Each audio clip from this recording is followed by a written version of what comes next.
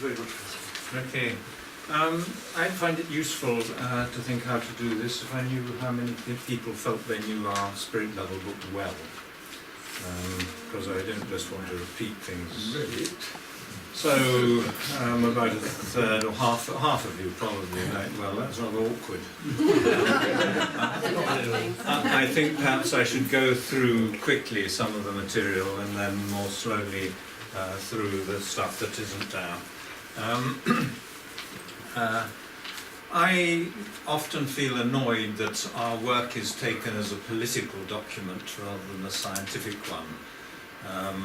What we were trying to do is put together in the simplest way possible a picture that's been coming together in the epidemiology and public health journals over a very long period. I thought there were now about 200 papers looking at health in relation to the scale of income inequality in each society, i.e. looking at that question of whether more equal societies do better. But colleagues at Harvard said no, it's now more like 300 or 400 papers.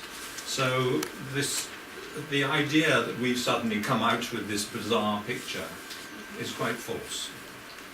Basically it's something that it was argued about initially when it looked as if only health was better in more equal societies. Then people argued about what the causal pathways might be. There were a lot of disputes about that. But from within the subject now, very few disputes about the overall picture and the predominance of the importance of psychosocial pathways, i.e. I'm going to be talking about, and I think our book is really about, the psychosocial effects of inequality. I think that's important, and I'll get onto it in more detail later. I often like to start with this picture because it shows how miserable we all are. I mean, this is a picture of people outside Oxford Street Tube Station. You know, they're in the prime of life, they're going to work, they're not people without jobs and so on. But every one of them looks anxious and depressed and haggard. And I think in some ways our book addresses the contrast between the material success of our societies and their many social failings. But now this is stuff that's in the spirit level, so I'm going to go fast. If I move on to the next slide before you've taken the last one in, stop me, but let's keep discussion till later. In this graph you can see basically life expectancy up the side in relation to national income per head. So this is where countries are in the long progress of economic development, and you see rapid improvements in the early stages of economic growth. Life expectancy rises fast, and then it levels out.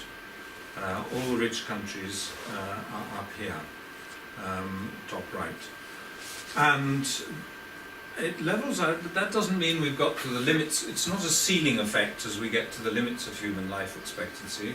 Our life expectancy is still rising as fast as it has done any time over the last century or more. So this curve moves up over time. So even if you're stuck at some level of national income per person, you still get improvements in life expectancy. And people who've looked at changes over time, over 10, 20, even 40 years, say there's precious little connection between the economic growth now and the rises in life expectancy, which seems it's one of the biggest mysteries, I think, in public health at the moment. People don't have any good explanation. It's not just causes of death amenable to medical care that are going down, but a whole range of causes that medicine can't do much about. But still, as I said, unrelated to growth. This is just those rich countries which are up on the top right-hand part of the last graph, and you've still got life expectancy and national income. It's just to show you that amongst the rich countries, there's really no connection whatsoever between life expectancy and national income. So countries as rich as Norway and the USA over there, they're twice as rich as these ones, and it makes no difference at all to life expectancy. But within all our societies, we know that health is worst in the poorest areas. In most of our major cities, we've got 5, 10, sometimes even bigger differences in life expectancy between rich and poor areas. We have these extraordinary gradients in, again, life expectancy. These are electoral wards in England and Wales, the poorest over there with a short life expectancy, the richest here with a high life expectancy. But this isn't something about poverty. It's not a difference between the poor and the rest of society. The poor contribute a little bit to that end. You know, people who are homeless or unemployed, they contribute to that end. But up here, you've got to have an explanation of why the people just below the top have less good health. We're all part of this picture of health inequalities. Michael Marmot often says you can take away all the problem of poverty and poor health, and you've still got most of the problem of health inequalities left. But you see, there's a real paradox. Income or something like it seems so important within our societies, whereas before it doesn't make any difference between our societies. Whole countries can be twice as rich and it makes no difference. But if individuals within a society are twice as rich, it makes a lot of difference. The explanation of that paradox is within our societies we're looking at relative income or social position, where you are in relation to each other. It's not about absolute standards anymore in the rich world. In poorer countries, absolute standards, it's still important to raise material standards.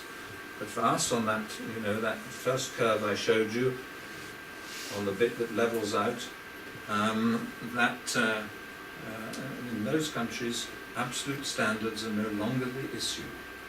But where you are in relation to others is very important. And as soon as you've got that idea, that basically, this is for life expectancy, but if I did it for violence or educational performance of school children or 101 other problems, teenage births, you get basically the same picture.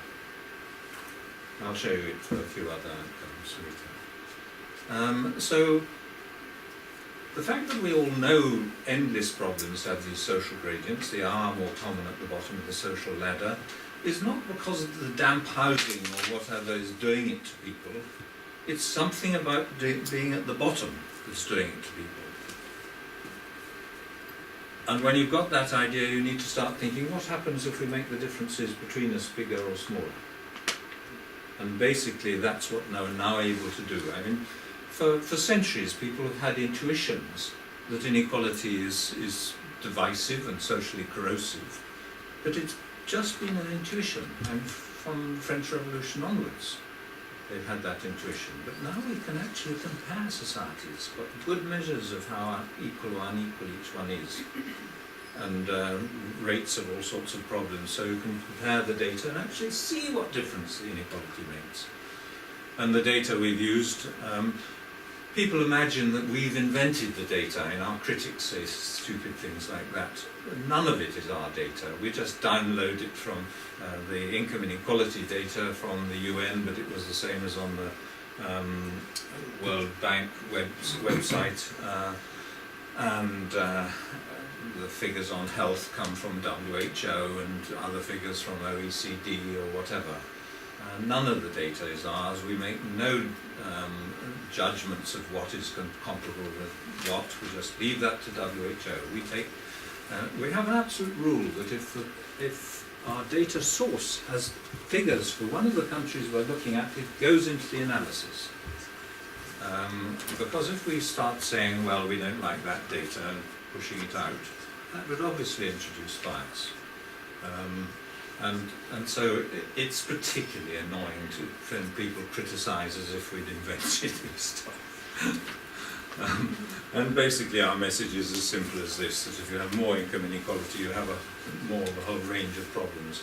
I'm going to hurry through this and get on to what's going on behind the data, why these relationships exist. And you probably know that we put together data for each country on their life expectancy that I've shown you, maths and literacy scores. There are international comparable tests for each country. You can get the figures from OECD, infant mortality rates, homicide rates, these for each of the countries. Imprisonment, that's the proportion of the population in prison in each country. Teenage birth rates, how much people feel they can trust others. Obesity rates, mental illness, which in the standard psychiatric classification includes drug and alcohol addiction, counted as mental illnesses, and social mobility. And we give a country a score based on how they do on all these things. Each of them is weighted equally, so obesity has just as much influence on a country's position as its life expectancy or its homicide rates. So this is where countries are, the sort of average for each of those things. And you see the more unequal countries that are, I think in all my graphs, are going to be on that end, on the right, the more unequal countries doing worse on that sort of thing. USA, Portugal, UK up on the top right, and basically the Scandinavian countries and Japan there. And the measure of income inequality is the one I showed you here. So what's the difference between the top and bottom? 20%. Here you've got Japan and the Scandinavian countries, the top 20%, with 3.5 or 4 times as much as the bottom 20%. But over there, the gap is twice as big. So the real differences between these rich, developed market democracies, and this is the data that we've used again and again in our graphs, including that one. The countries are ordered there, and you see an extraordinarily close relationship. And just to show you that national income per capita no longer makes any real difference, exactly the same figures for each country on all this stuff, and no relationship with national income per head. We predicted that people would think we'd chosen problems to suit our argument. So we did a paper for the British Medical Journal on the UNICEF Index of Child Wellbeing.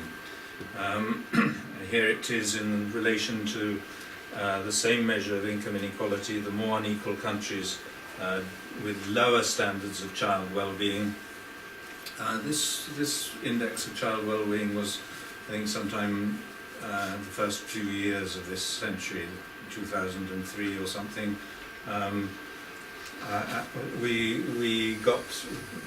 There's recently been another measure, an index of child well-being in the rich developed countries, containing some different measures. The old one had about 40 different measures. I think this has even more, but exactly the same connection with inequality. More unequal societies doing less well on child well-being. We not only show that we've just actually in the last few weeks had a paper published in Pediatrics on this, where we show not only the earlier index and this index, but the changes from one to the other. So you can see that the countries that had the biggest rises in inequality had the worst changes in child well-being. We look at the different components as well. And as I said before, just as our index of all those different things like homicide and life expectancy and obesity was unrelated to national income, so the index of child well-being is unrelated to national income. That's not saying child poverty doesn't matter. It's saying that child relative poverty matters. It's not how rich or poor the whole society is once it's part of the rich developed world. It's where kids come in relation to the rest of us, or how unequal the society they're growing up in is. Okay, and a few other, just to run through, we looked at measures of trust from the World Values Survey. It's basically the proportion of the population, the percent of the population who agree that most people can be trusted. And you see at that end, the more unequal end, that rainbow measure of inequality along the bottom, about 15 or 20% of the more unequal societies trust others, and in the more equal it rises to 60 or 65%. If you've got to walk home alone in a big city, it makes a very big difference what kind of society you're in. We did all these analyses twice, once for those rich developed countries and repeated them for the American states, asking just the same question: do the more unequal states do less well? on all these things.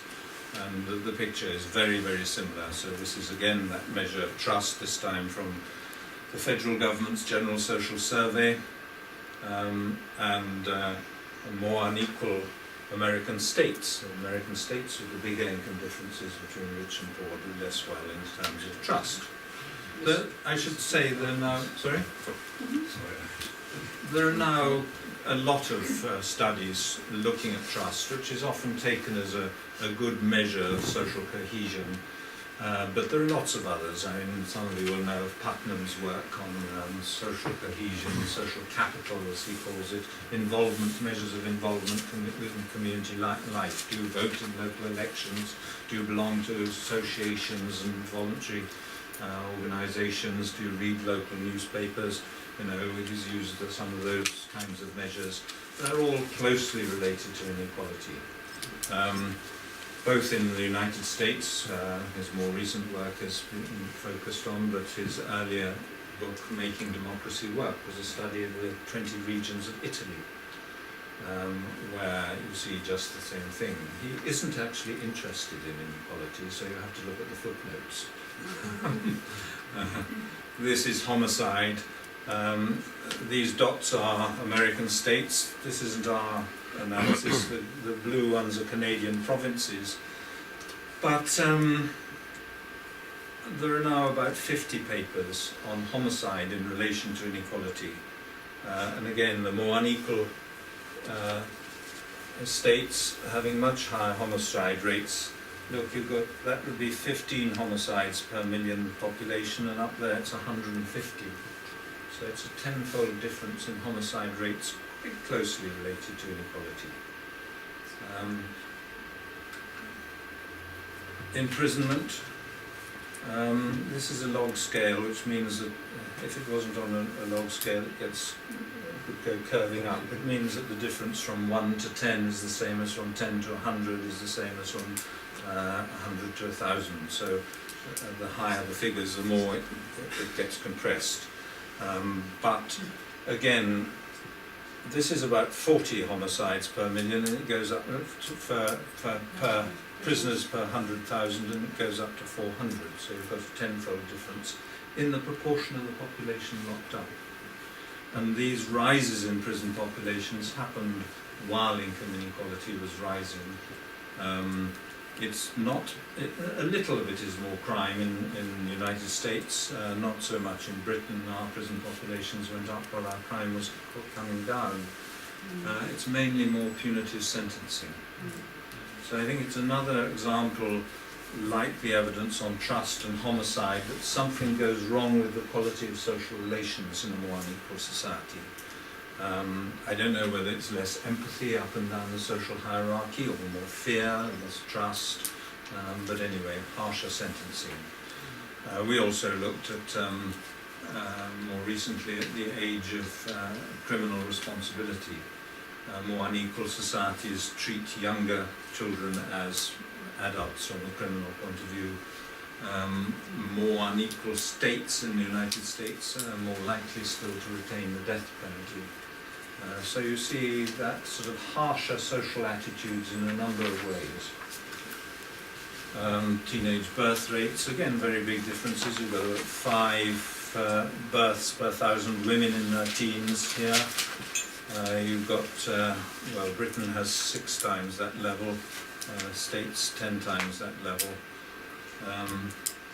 It's now, nearly all these relationships have been repeated by other people on different data, many, some of them many times.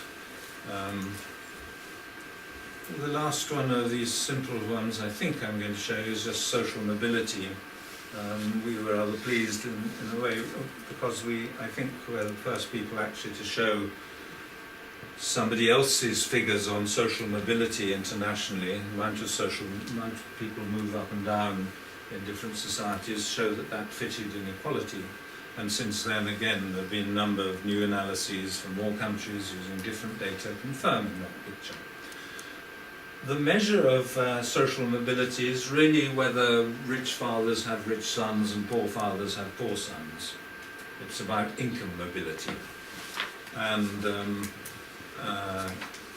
you can see here that the more unequal a society is, the more influential father's income is. So low social mobility is those very unequal countries there. When we're showing just the data for the rich developed countries in our data set, US and Britain come out. Don't see where Britain is on this. Maybe they haven't got it. Where is it? Centre left.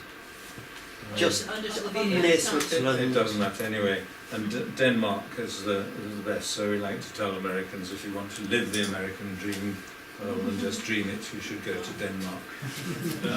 But you see, it's really important, because there is a tendency to say that great inequality is fair if everyone can find their right level in society. But what it shows is, if you've got big inequalities of outcome, you're going to be further away from equal opportunities for children. If you want to improve opportunities for children, you must, the most important thing you can do is reduce the income differences between us. And the same for social cohesion. I mean, when you hear politicians worrying about social cohesion, if they really want to do something about it, reduce the income differences. So we've looked at these things for all sorts of different outcomes. That's just a summary. Because we were trying to write a book that was simple to understand, basically we didn't control for anything. We knew GNP wasn't important, and so we showed it wasn't important in one or two of the early graphs I've shown you, which means you don't have to control for something that doesn't influence the outcome. But we knew endless studies that had looked at not only poverty but at individual incomes all the way across society, which had looked controlled for education, which had controlled for all sorts of other things. The danger, of course, we ran into is people look at our book, they don't realise it's got 400 references, and they think there is no more sophisticated analysis. But actually, the studies looking at the lag periods when you get a change of inequality, how long does that take to come through and affect health? And the best studies seem to show that health starts worsening sort of 3 years after a rise in inequality, and each year, this is what's called the marginal effect, so it's the additional effect each subsequent year on health, and it goes on up to about 12 years later. This is the cumulative effect, where all these, each individual year's effect are added on, so you see the overall effect of rising inequality. So the effects on health seem to come through from starting about 3 years later and going on till 12 years later. The lag times will vary probably for every outcome. They almost certainly vary for each cause of death and for each age group. So asking about lag periods is a complicated question, and it needs much more research. This is just to remind me that there have been hugely more sophisticated analyses. I'm not going to try and teach you statistics, but this is what's called a meta-analysis of multi-level models, where cohorts of people have been followed through over time, and you can look at the effects of changes over time. Now, people often say, look, income inequality has been going on rising, but health goes on improving. There can't be any relationship between the two. But what's happening is basically, with fairly small changes in inequality and this big background rate of improvement in life expectancy, basically where you get rises in inequality, you get smaller rises in life expectancy. Where you get falls in inequality, you get bigger rises in life expectancy. So it just affects how fast your life expectancy improves.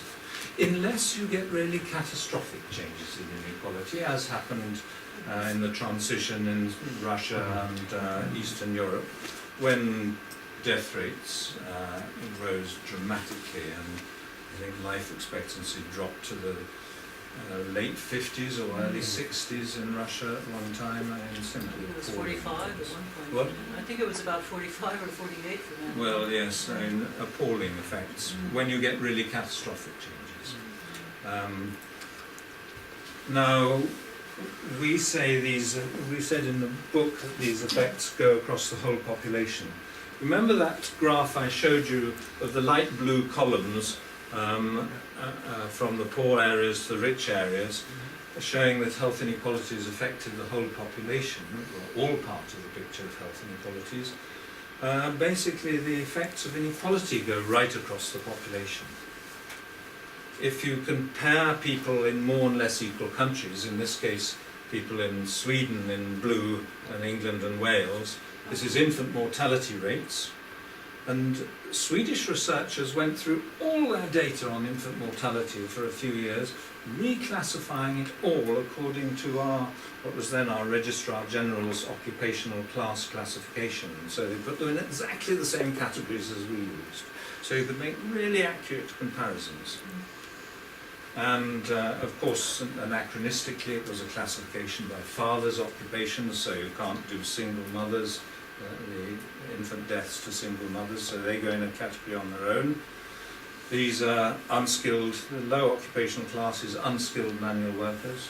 These are semi-skilled manual, skilled manual, junior non-manual, that's clerical workers. The intermediate non-manual are people like teachers and nurses. And then at the top you've got directors of larger companies, academics, doctors, lawyers, professions, so on. But you see here, the orange bars for England and Wales, higher infant mortality all the way across society. And the blue ones in Sweden lower all the way across, but the differences are biggest at the bottom, this end. But even at the top it seems to make a small difference. And we've now shown this on a number of different bases. There have been quite a few more papers published which show the same effects. Colleagues at the Harvard School of Public Health did a paper using much more sophisticated methods, and they showed the effects of inequality went so far up the income scale that they said inequality was a general social pollutant. It doesn't just affect the poor. That is because income inequality seems to affect the whole social fabric. As I'll show you in a moment, it leads to more status competition all the way across society. Kate Pickett, my co-author, a student of hers has just looked at, her PhD was looking at measures of child development in the big cohort studies in different countries, that follow up all the children born in a particular year. And the social gradient is steeper in the more unequal countries in child development, and the overall levels of child development are slower, children doing worse in more unequal societies. So exactly the same picture. I'll skip over the other bit of data. But so to show that it's not saying there are more poor people or there are more people in unskilled jobs in England and Wales compared to Sweden. It's saying wherever you are, you're doing. It doesn't tell you whether there are more or less here. Similarly, this is educational performance. It's not by social class, it's by parents' education. So the children, these are children of well-educated parents. They've had 13, 14, 15, 16 years education, so they're near the top of society. These are the children in parents who've only had 5, 6, 7, 8 years education. But again, you see the same thing. In more equal Sweden, the whole social gradient is shallower than in Canada or the States with bigger inequalities. But even at the top, there is a small advantage in being in a more equal society. And that now seems, and it's not there in all the studies, but it's certainly the most useful generalization you can make about inequality. However, people are always wanting to say even the super rich would benefit from being in a more equal society. I always say we just don't have data on them. They're less than 1% of the population, the people getting these huge bonuses. a fraction of 1%. And although they get ill and they are depressed and they do take drugs and there is domestic violence amongst the super rich, all those things are more common amongst the poor, but basically we don't know the figures for that tiny fraction at the top. But we can say, because we have the data, that 90 or 95% of the population do better in more equal societies. Maybe even the people above that do better, but we just don't know. We have to be agnostic about them.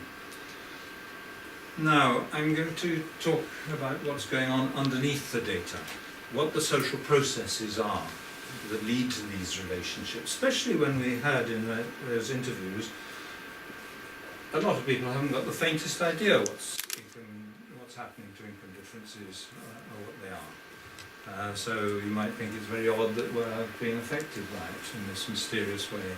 I think there's a sort of naive view of income inequality. This is the most common view, that it only matters if it creates poverty, or if maybe people think that the income differences are hugely unfair. But actually, what is much more important and a more accurate view is that inequality brings out features of our evolved psychology to do with dominance and subordination, feelings of superiority and inferiority, and makes us all more worried about that. Increasing status competition and status insecurity, anxieties about self-worth.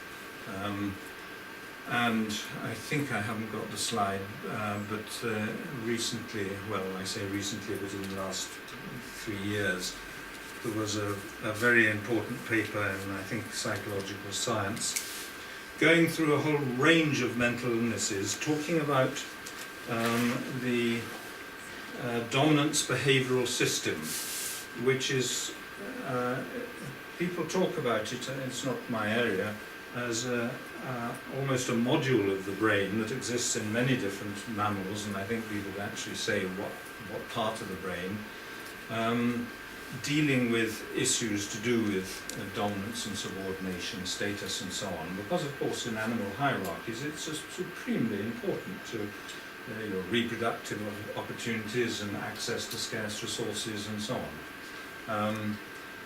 But anyway, this paper was relating it to all sorts of mental illnesses, looking at behavioural evidence, self-reported evidence, objective evidence, neurological evidence. I think that these mental illnesses involve the dominance behavioural system. So, for instance, whether you accept your inferiority and just live with that, or whether you're desperately trying to fight against that all the time, or whether you assume your superiority to everyone, or you're struggling for it, you know, those things can be really important. And well, I'll show you some data later, but in a sense, the animal dominance hierarchies, and the dominant males, the alpha males, are the strongest, they're at the top, and the weakest are at the bottom, and the weakest just have to hope there's some food left when the others have had their fill, and so on. Basically, it's a bullying hierarchy, and how they determine rank order is by trials of strength. We don't have good measures of bullying amongst adults that you can compare internationally, but we do for children. In our book we have some different measures of bullying in schools, but this is a more recent study with more data than we had, confirming those relationships. This is a different measure of inequalities, but again the more unequal countries at that end. And this is the proportion of children who bullied others 2 or more times in the last month. And you see big differences. That would be, what, about 2.5% of them. And up here you've got almost 10 times that rate of bullying. And so, you know, I do think you have to think about the psychology of dominance hierarchies amongst animals to understand what's going on amongst humans. Another indication, I think, is this from the Whitehall study of civil servants, where they took in basically they endless baseline units and then wait for them to die, and look at this shows, and what the studies have done is show the differences in death rates between people at different in different positions in the occupational hierarchy in the civil service. It's spread across, I think, 18 government departments. So it's not including the unemployed and so on. They're all people, nearly all of them would have called themselves middle class, but this is levels of fibrinogen, which is a blood clotting factor, and this is the most senior civil servants, number one in the employment grade hierarchy, the most junior here, and fibrinogen is they have higher levels of fibrinogen in the more junior civil servants, both amongst men and women, and it's fibrinogen is a clotting factor. So if you get wounded, your blood will clot faster, and of course, if you're stressed, if you're facing some threat, as you might be from the chief alpha male in a baboon hierarchy or something, you want your blood to clot fast. So I suspect there are things like that going on. Sorry, what's this one?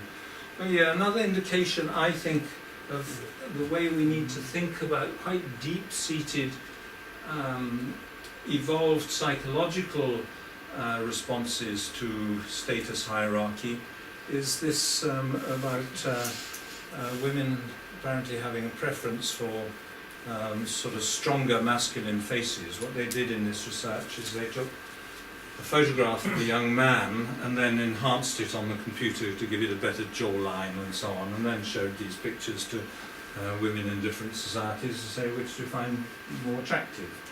In more unequal societies, they prefer, you know, the dominant males tend to do more of the reproduction.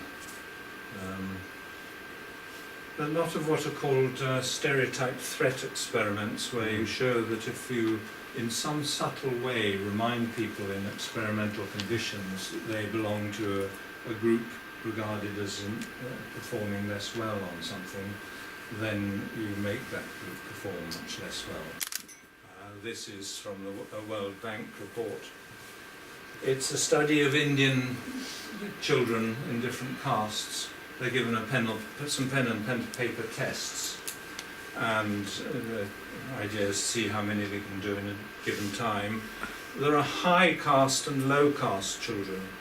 And when they don't know each other's caste, they do equally well. But as soon as they do know each other's caste, lower caste children seem to do substantially less well. And there are now quite a number of experiments showing not only by caste, but by social class, by ethnic group in the United States. If you find little ways of priming people, making people, and also gender, more aware that they belong to a group that is thought of as inferior, it affects performance. I think we really have to think about that when seeing how the differences in primary school performance according to family background and so on.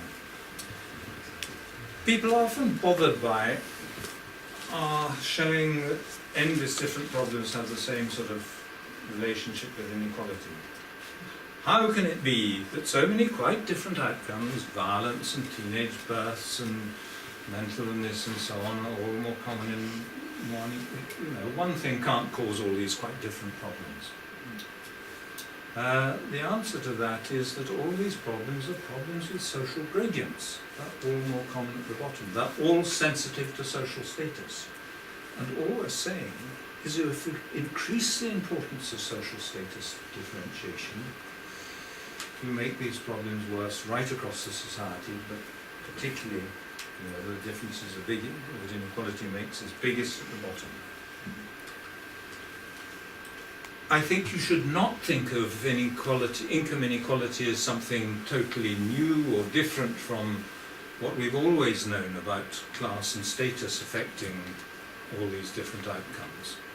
In a way, I think it's whether we have a social pyramid, class pyramid, which is a very steep one like that, or a much shallower one like that. And that actually has all sorts of knock-on effects to quality of social relations. The feelings of superiority are greater here than there, or of inferiority. All sorts of differences if you have a much steeper social hierarchy.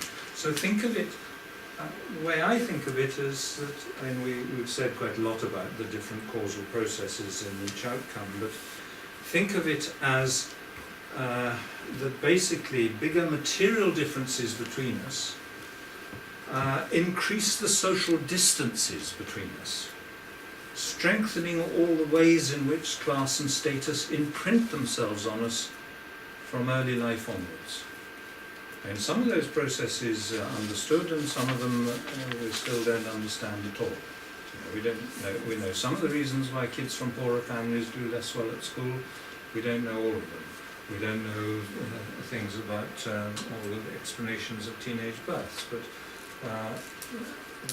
these things with strong social gradients, whatever is producing them, is being strengthened by bigger inequality. I fancy I'm getting a bit getting on with time, so I should... If we stick to where we were, you've still got virtually 20 minutes, and we'll remain only 7.5 But minutes. do time. remember, we need, that includes time for questions. I and do discussion. indeed. Yeah. Yes. I will just let me tell you a bit more though about as we got interested in public health and epidemiology, in the importance of stress in weakening resistance, the immune system, affecting all sorts of disease outcomes, and basically chronic stress, the effects look rather like more rapid aging. If you have experienced stress year after year, it looks as if you get the increased vulnerability to endless different diseases that go with age that sets in even earlier.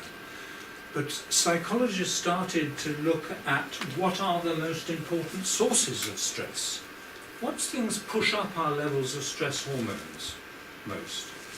And they looked at endless different experiments. Fortunately, there are hundreds of experiments that have been done with volunteers in psychological laboratories where they've got people to do stressful things, maybe mathematical problems, maybe being videoed, maybe public speaking, maybe writing about an unpleasant experience.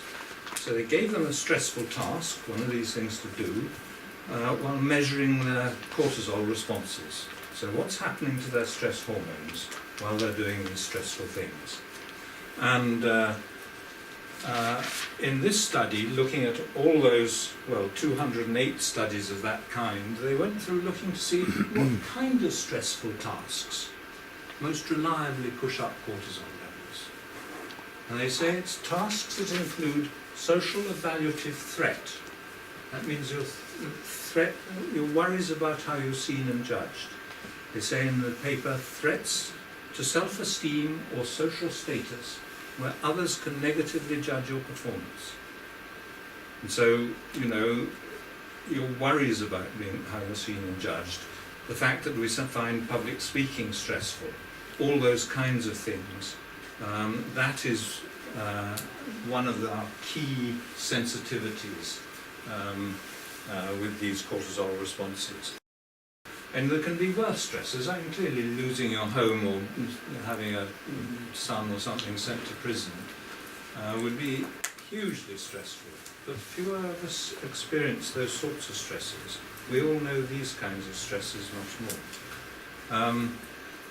In the epidemiology, there's a curious opposition coming up all the time between the damaging effects of social status differentiation and low social status, or bigger status differences, and friendship. Friendship is highly protective of health. A meta-analysis looking at 150 separate studies, combining the data from them, said that whether or not you have friends is more important to survival over a follow-up period, or at least as important as whether or not you smoke. It's not a sort of vague, well, maybe factor. It's a really powerful influence on your survival and your vulnerability to disease. Not only in big observational studies, where you try and control out the effects of class or income or education, but also if you get volunteers to come into a lab and you make little puncture wounds on them and measure how quickly they heal. They heal more slowly if you have stressful relationships. If you've given cold viruses to sniff up, people who have fewer friends are 4 times as likely to catch cold from the same measured exposure to infection. Very sophisticated studies, taking account of pre-existing antibody levels and so on. But you see, these two things come up as in opposition to each other as influences on health, because they're the two different ways of human beings can come together.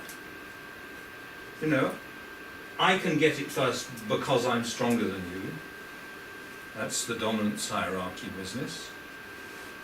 Or I can recognize your need and reciprocity, cooperation, mutuality is whether or not we are, as it were, each other's worst rivals, others not to be trusted, or whether we're the best source of, if you like, cooperation, reciprocity, friendship.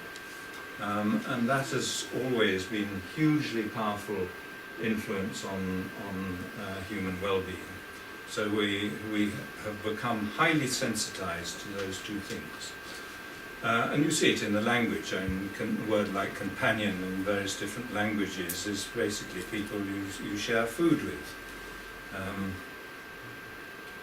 And you also see it in the communion, in the religious symbolism. We eat together because it's really important not to dispute access to basic necessities. You know, the sort of that basic language of whether you share or compete for access to everything is absolutely fundamental in human relations. This wonderful anthropologist said, gifts make friends and friends make gifts. The gift is the symbol of that I recognize your need and your sense of indebtedness. That means maybe you invite me back or whatever, means that he calls the gift the basic social compact. This is a paper I told you about showing the involvement of many different diseases in the dominance behavioural system, mental diseases.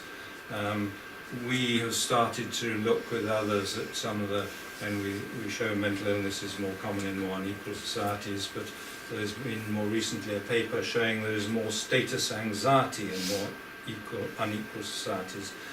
These are income groups in every society, so this is the poorest tenth and that's the richest tenth of the population in each country. The more unequal societies have higher levels of status anxiety right across the income scale, and the low inequality societies, this bottom line, lower levels of status anxiety all the way across. You know, some people are hugely important and others are seen as worthless. Where do you come? You know, there's that, we all get more worried about that kind of thing. And so, as that paper I skipped over suggests, that depression is related to dominance behavioural system, more common in more unequal society. You can either go down and be overcome with feelings of low self-worth, low self-esteem, social anxiety, depression, or you can respond to feeling, you know, I'm always being judged, by saying, no, I'm really good at this, that, or the other. I was one of the youngest people to get promoted for such and such. I went to such and such a university, and you know, all sorts of ways of showing your status, and so you get narcissistic.